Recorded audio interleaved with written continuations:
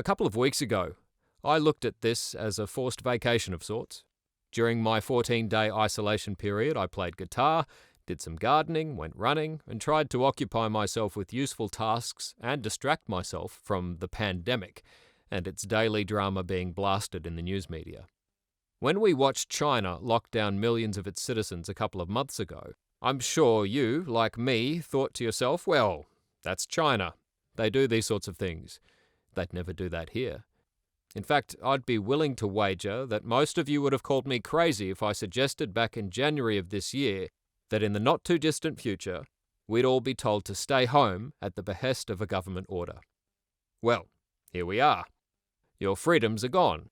Oh, they still exist in memory, and they say they will return just as soon as we eradicate the virus, although some of the news media are saying that the coronavirus is here to stay, and that it will likely come back again for a second, third, and even fourth round. When this pandemic is finally over, it's likely most of you will return to your lives pretty much as they were. You'll flood the restaurants, bars, and sporting arenas. You'll be so excited to have your freedom back that the COVID-19 pandemic and all of its precedent-setting weirdness will soon be behind us all. Or will it? Precedent. That's the key word here to me. Precedents have been set. Not just in China, not just in Australia or the United States. They've been set worldwide. Lockdown. That's another key word. It's a word that until now was reserved for prisons and prisoners, usually during a breakout. But wait, this is an outbreak. Interesting reversal. Historically, governments don't roll back laws or regulations. Some do, and they get vilified for it. But if we look back through the pages of history, we see precedent-setting events, like 9/11, that irrevocably change our society forever because of the enormous fear and shock induced in the people. Thanks largely in part to the media and their omnipresent power of influence through devices like televisions, smartphones, and the internet itself. And using that shock as a catalyst for transformation, the powers that be roll back your freedoms, and usually the public welcome that with open arms. Fear invokes the fight or flight response in most humans. It shuts down critical thinking skills and makes you much easier to control. Then comes the sales pitch. This phenomenon can be likened to the old Hegelian dialectic: thesis, antithesis, synthesis. Explained in more layman terms as problem, reaction, solution. Terrorists have attacked America and the world. Well, that's terrible. Those bloody terrorists.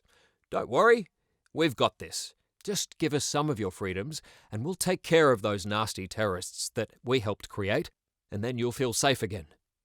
You want to feel safe again, don't you? A deadly virus is here. It came about because stupid people decided to eat bats. Something people have been doing for thousands of years, by the way. And it's going to kill you. It's going to kill your parents. It's going to kill the weak and sick. It even kills healthy people. And you're probably spreading it. Oh my gosh, please! I don't want to die. I love my parents. I don't want them to die from this virus. Don't worry. We know exactly what to do. Your penchant for freedom is actually what helps spread this virus. Your need for personal contact and socialization is the thing this scourge feeds on. We need you all to stay away from each other and give us the power to lock you down in your house until the threat is past. Trust us. Just like the Patriot Act in the US, or the Anti-Terrorism Act of 2005 in Australia, or many other similar acts of governmental cowardice, tyranny and oppression, these latest COVID-19 laws, which were implemented without any public debate or input, they seemed ready to go, the template drafted by the Communist Party of China, have now made criminals of people who wish to be free. It's your freedom that is to blame for death, and if you don't comply, you're responsible for the death of others. I don't have time to go into all the precedents that are being set by this event, but let me encourage you to think about a few. As I mentioned in an earlier video, Bill Gates, the man who is heavily invested in vaccine technology, has suggested that life will not return to normal until mass vaccinations for COVID-19 and God knows what else will be rolled out. In fact, He goes one step further and says not only will you be vaccinated, whether you like it or not, the history of your vaccines will be permanently tattooed on your skin, may include a microchip, and will be mandated if you wish to participate in the workplace, schools, or society at large. You don't think that this billionaire who has been selling software for decades that spies on you might have an ulterior motive? His entire foundation is set up to be the solution in the aforementioned Hegelian Dialectic. His constant associations with globalist organizations that openly call for world government and the dissolution of individual sovereignty also seems to fit within the solution that they have been dreaming about for humanity for decades. This consolidation of power has been slowed thanks to a renewed zest for nationalism around the world. But when we look at the global response to this situation, we can see through this thin veneer. The rats seem to be everywhere. Terms such as social distancing, lockdown, and essential travel, the new catchphrases of this pandemic, are being used all over the earth. In Victoria, Australia, a place that has been relatively untouched by COVID-19, we have some of the toughest social restrictions anywhere. And as the curve has started to flatten, these restrictions have been tightened and extended for another month. Queensland just announced even tighter restrictions on their border crossings. Only 2 people can socialise together if they aren't from the same family or household, and people are being fined by police left, right and centre, generating them millions of dollars. It's now a $1,000 fine if you are caught breaking the new pandemic laws that none of us voted for or had any say in. Some friends were recently all fined this much and some arrested for sharing a pizza in a car together. A girlfriend of a surfer who was sitting on a deserted cliff face watching her boyfriend surf was also fined $1,000. It seems that some police here don't understand the difference between the intent of the law and the letter of the law. Issuing these sorts of fines to people during economic hardship is the behaviour of a cowardly gangster. It's extortion and revenue raising, and it's wrong. Over here, if you look at your phone, the message at the top reads, "Stay home." These new social norms, such as social distancing, have become vernacular to everyone on the planet. And mark my words, even if this thing does end sooner rather than later, they will be used again for the next outbreak. They have been programmed into you so that when they are used en masse again, they become something of a command to your unconscious. The reduction of your freedom and liberty into the term non-essential is also another precedent that's been set by this global pandemic. We've all been told that unless you're a healthcare worker, government employee, or someone who helps prop up the state and the enormous bureaucracy that supports it, that your life, freedom of movement, and labour is non-essential and therefore must cease until the threat is past. The business that you worked so hard to build up and maintain doesn't matter because it's not essential. To whom, exactly? I'm fairly sure it's essential to the person who poured their blood, sweat and tears into it, making sacrifices, employing people, and providing a good or service to the community. Oh, don't worry, business owner. The government is going to make it easy for you to get another bank loan. And after this is all over, you can pay lower interest rates to the bank so that you can get your business back up and running. How nice. You can be in more debt. The other precedent I see being set is the use of this so-called global catastrophe as an excuse to reset the financial system, which has been teetering on collapse for a long time. We live in a debt-based system.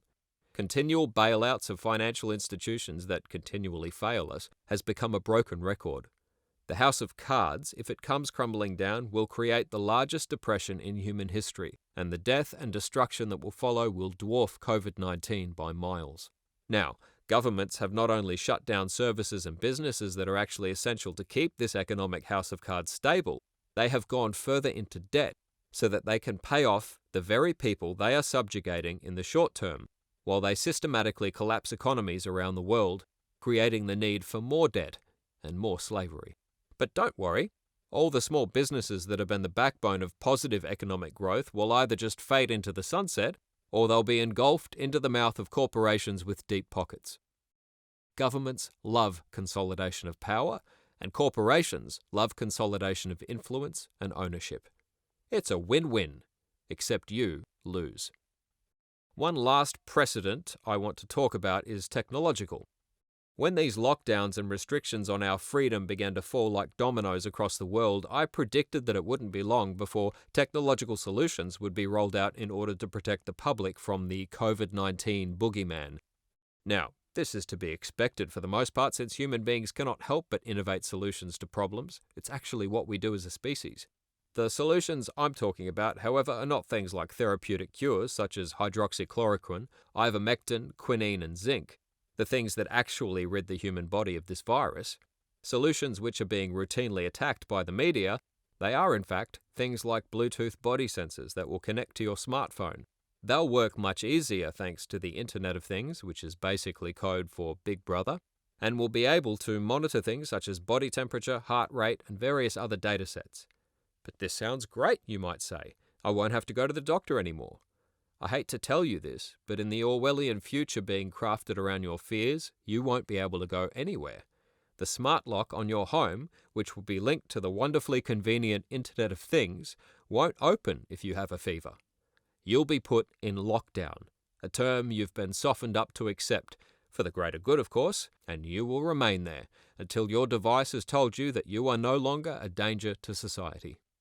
Wonderfully altruistic people, such as Elon Musk, are about to roll out technology through the use of a neural interface that will connect your brain to the internet. I don't even know where to start with the dangers of this idea, but let's take a quick look into the kind of person Mr. Musk has chosen to consort with. His girlfriend seems to have somewhat of an anti-human obsession.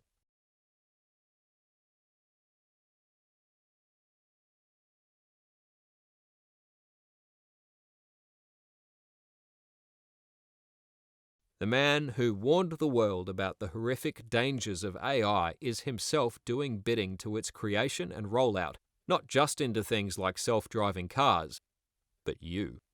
If he can remote control a car with artificial intelligence, what in the world is he going to be able to do with a neural interface? What a great gift to governments and those who would seek to control your sovereignty as a human being. What a dark and disturbing future these people are trying to create. So why are these precedents being set? What's the end game?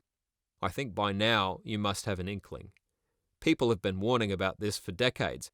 Event 201, the global coronavirus pandemic simulation that everyone is calling the drill before the event, was actually just the planning. We are in the drill right now. So what in God's name is coming? These precedents have been set because they are necessary or essential for the coming event.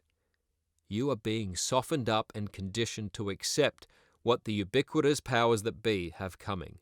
A global technocracy supplemented by artificial anti-human intelligence that doesn't care about your freedom because that will get in the way of its power to control every aspect of your life.